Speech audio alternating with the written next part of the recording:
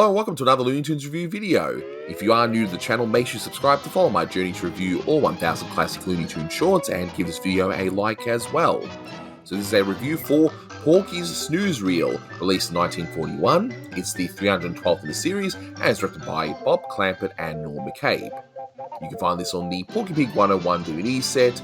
There is a high definition version out there as well. Now, in case you haven't seen this short, I can't show you the full thing here due to copyright on YouTube, but basically this is a parody of a newsreel, and I'll get into what newsreel is as we go along in this review. So pretty much, yeah, Porky's just hosting this newsreel and we get a whole bunch of spot gags. So first up, you're going to see a re-edit of the original commentary before I take that down due to copyright, and I did that with my good friend Blue Genocide, who is one of the editors of this particular video, and my good friend Austin Kelly. Then you're going to hear some new thoughts from me, and then I'm going to finish it off in a weird way because there was a funny story that was on the original commentary. I thought I'd leave that to last because it doesn't really have much to do with the cartoon itself, except for, well, you know what? You'll see for yourself later on once you see the actual story. But without further ado, let's get into it. With me today are my good friends Austin Kelly and Blue Genocide. Say hi, guys. Hi. I quickly want to add that Porky's Snooze Reel is also whatever every time that Clampett had to do a Porky, that's what he called it, a snooze reel. I do enjoy seeing how he gets around the whole Porky thing about not being interested in doing a Porky short. So it's like, how do we get him out of the way? Here is a newsreel featuring literal Elks. Yeah. I just love the expressions of their faces. Yeah, this is probably my favorite gag in the entire cartoon. This is and it's very relatable today because of how many rich people seem to want to get away from paying their taxes. But anyway, just to explain to people that aren't aware, the newsreel would be what you would see back in the 20s, 30s, 40s, where you would pay some money to see a few short films, maybe a feature, and the newsreel would play as well. And this is pretty much what it's parodying. And it's not the first time that they've done this. They've done this in quite a few shorts prior. Yeah, Mel Blanc.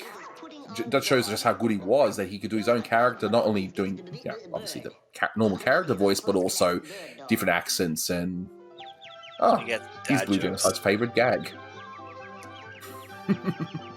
His favorite gag. Flying dog. This one's just kind of a weird gag. It kind of falls a little bit flat, I think, but I don't know, it seems okay, because what people have to remember as well, even though this was released in 1941, the US hadn't actually gone into war yet, like Pearl Harbor hadn't happened, but it's not surprising to see some war-related stuff by this time, given what was happening in Europe at this time. You know what's coming. As soon as I say the name of the dog, you know what's coming. But definitely, if you get a chance, freeze frame that moment when it turns from a realistic looking dog to a cartoonish dog. It's really incredible, just the change. I mean, do you know who would have done that animation, Austin, offhand? Mm-hmm. Yeah, it was the John Kerry scene. It was basically all the scenes in the Clampett cartoons where like the characters' heads are like moving from one side to the other, and like you can see, like John can draw the head from any perspective and it looks perfect. Like he'll show the chin, he'll show the forehead. He was great at perspective bits. He did the bit with the guy in the jail cell. He did that bit. He also did the bit with Porky as Lou Lair. Great stuff. I also quickly want to add, do you guys think this is Clampett's attempt to do an Avery spot gag cartoon? Oh, clearly. Yeah, definitely. I mean, they weren't really his thing, so it was definitely an attempt at trying to do something like that. This is definitely a Tex Avery It's literally a travelogue. That's what Tex was doing. This is literally a travelogue, so it's, yeah, I would definitely say that. Yeah, absolutely. And it's not his first one. His first one was Africa Squeaks. Look at the guy's expression just in there. Just doesn't seem to be too happy with that. Yeah, this is the second and final short that Norm McCabe co-directed with Bob Clampett, so he basically started it off and he got sick, so Norm McCabe stepped in and finished these two shorts off. So it's this one and the Team Toreador. Later on, Mel McCabe will actually take over this particular unit and direct shorts himself. But the good thing for Clampett, I mean, I don't know if this is why he got sick or not, because maybe, you know, he was sick of Porky or whatever, but this is the last short where he did the whole massive run of multiple years of nothing but Porky. You know, he'd sideline Porky just to do other things and just to show that he had, quote-unquote, a Porky short made. But as of the next short, he does his very first colour one, and I can't wait to revisit that very soon.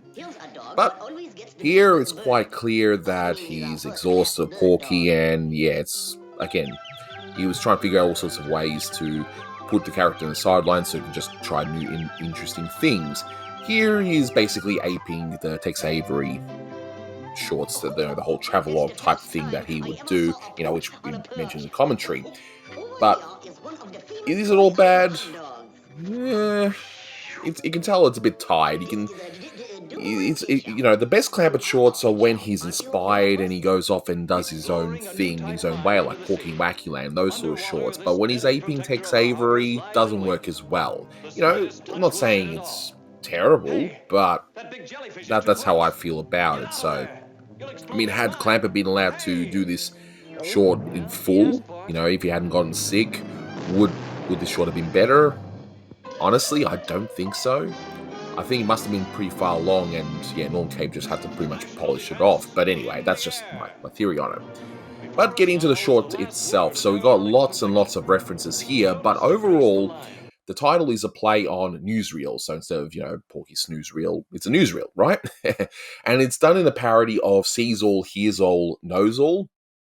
And in fact, at the very end of this short, it ends like a sausage grinder of sorts, and it's like, you know, and it's the eyes, ears, nose, and throat of the world. So that's what that's parodying anyway. But basically, yeah, this particular short parodies not just one newsreel, but a fair few of them, and as we'll go through anyway. You know, at one point, and this is easily the best part of the short, it's the whole thing where Porky turns into a caricature of Lou Lear, and I mean, that drawing is hilarious. And, you know, Mel Blanc's delivery, as I mentioned, like, it's incredible how he can do his own voice, like, of a character, but then have the character imitate someone, and it sounds just like how the character imitating someone would be. So, yeah, it's fantastic. But here, that drawing's just so bizarre.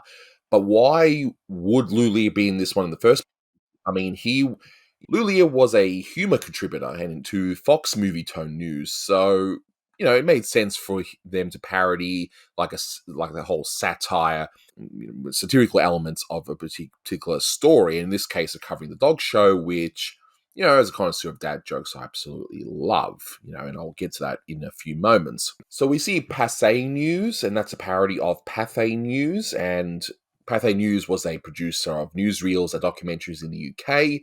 And as a side note, in that particular gag there, I do like the flat delivery of the whole cock-a-doodle-doo. Cock-a-doodle-doo. You know, that's...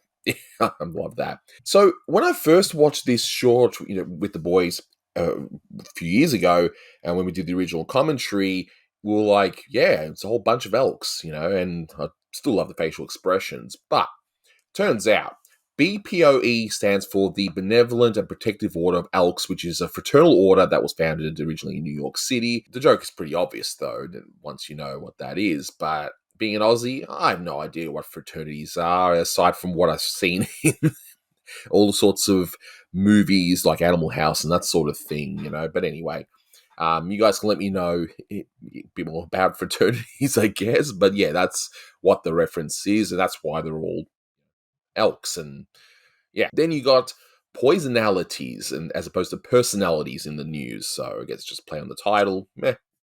Sure, why not? Why not? I mean, speaking of the titles, and one thing I actually didn't notice until now, I don't know why I didn't notice it before, but if you look at all of the different locations, they're all parodies except for one. So you have Post Office, Pennsylvania, you have Keg Lined, Kansas, Fireplug, Pennsylvania, Wet Wash, Wet Washington, Wet Wash, yep. So Hollywood, California, I don't know why they didn't do a parody there, but anyway. And Goon Lagoon, Florida. And I'll say no more about that one, of course. And the tax gag was pretty good. And it comes across as quite a patriotic gag. It comes across as a whole, you got to pay your taxes kind of thing. It's like, you know what? I got away with not paying any taxes. Yep, and I saved me some money. And of course, he's in jail. So, I don't know, is it a patriotism thing? America was still getting out of the Great Depression. This was just before World War II came into play as well. But that's what it comes across as well. And as my good friend Oscar Kelly mentions, and I've now learned that that's John Kerry, it's interesting head animation on there. And quite an interesting look. But you knew that something was going to happen. That why else would the head be so big in that shot? But anyway, so the Swiss Army Navy. So, on the surface, it's clearly a gag where Switzerland is a landlocked country. So why would they need a navy? Okay, that seems to be the whole gag. But I looked into it. And apparently, there is a navy of sorts, but it's more just to patrol the lakes that are part of international borders. But anyway, the gag's still okay. And I guess it ends with the whole thing, oh yeah, it sinks, Swiss cheese, haha. Okay, sure, why not? So then we get to that dog show, as I mentioned earlier. So, as I mentioned, my good friend Blue Genocide's favorite joke has to be that bird dog, of course. Wonderful, isn't it? Then we got the Coney Island hot dog, when the dog is literally hot. Get it? Get it? And the Doberman Pinscher, I mean, you got to slow that down. I mean, where the joke's going to go. I mean, the Doberman Pinscher, and this gag that gets reused quite a bit. I mean, why not? But boy, do I love the transformation from the realistic dog into the cartoony one. It's a fantastic transition, and it's the sort of thing that Clampett would end up embracing, thankfully, in the shorts to come. Here's a reference for you that I had to look up. This is kind of bizarre, but anyway. So you see the general store, Adam Lazonga, proprietor, and I was looking it up, and, that's actually based off the song 6 Lessons from Madame Lazonga, and that actually there's also the title of a movie that came out, and so the song itself was a huge hit in the 1940s, so, it's either going to be from the song or the movie, but yeah, that's what it's referencing to in any case. So yeah, that army tank gag, I mean, I mentioned it was meh, it was okay in the original commentary, but weirdly enough, I didn't notice it actually smashes through the army building. Like, okay, sure. And one thing I wasn't aware of, because again, Aussie, we don't have Jello, we've got jelly, so anyway, whatever. Because I know you guys say jelly for jam and Jello for what we call jelly. Anyway, whatever. Okay, but when the Navy bomb goes down and the jellyfish swallows it and blows up, and then it goes 6 delicious flavors. So that's based off of the ad campaign at the time by Jello. Hey, eat Jello, 6 delicious flavors, and we get another beautiful dad joke. How the plane's all humming, and of course they hum to Aloha Oi.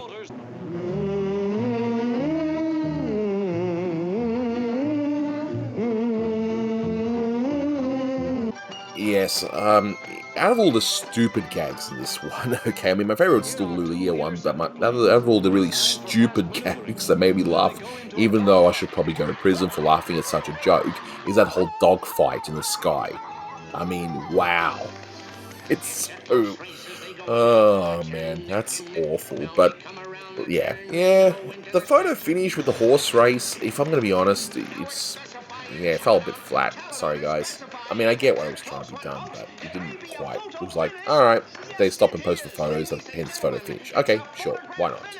This is the worst thing? Nah, but whatever. And, of course, Florida, Gators. You all know that something's going to happen with Gators in this swim race, but yeah, okay, sure, why not? So, yeah, this is basically another Tex Avery style short done by Clampett, and it just shows that he really wants to move to other things. And, it's really good that now he's going to do other things, because, I mean, if you're just forced to do the same character over and over, well, you need a creative breath of fresh air, and he does that, and he does a color short next, which is Goofy Groceries, so that'll be a good one to revisit with, no Porky inside there. This short, I don't know, 6 out of 10, I still laughed. It's okay. It's not a bad short. It's just not exactly his strongest one, and just shows that, yeah, he really did need to, things needed to be shaken up a bit, because even in 1941, we're going to see Tex Avery finally do another Porky, his final one. So, and that's one of the better Porkies than what Clampett had done in his last few, say, last dozen of them. You know, he's done a few good ones here and there, but then Tex Avery does one after not doing him for a few years because he was doing the Merry Melodies for so long. So yeah, just shows that sometimes you need a bit of a mix-up. But that'll do it for this one. And as I said, my friend Blue has an interesting story about this short because he was looking it up to do the commentary at the time, and he found something really weird. So I'll let him tell the story. But until next time, guys, take care. So should I tell everybody my story? Yeah, you can say that. You got time. All right. Well, just for everybody listening, I had to rewatch this. Well, I had to watch this cartoon for the first time actually just today, and I was not feeling too great today, so I was watching it on Daily Motion because you could usually find one of these cartoons on sites like that.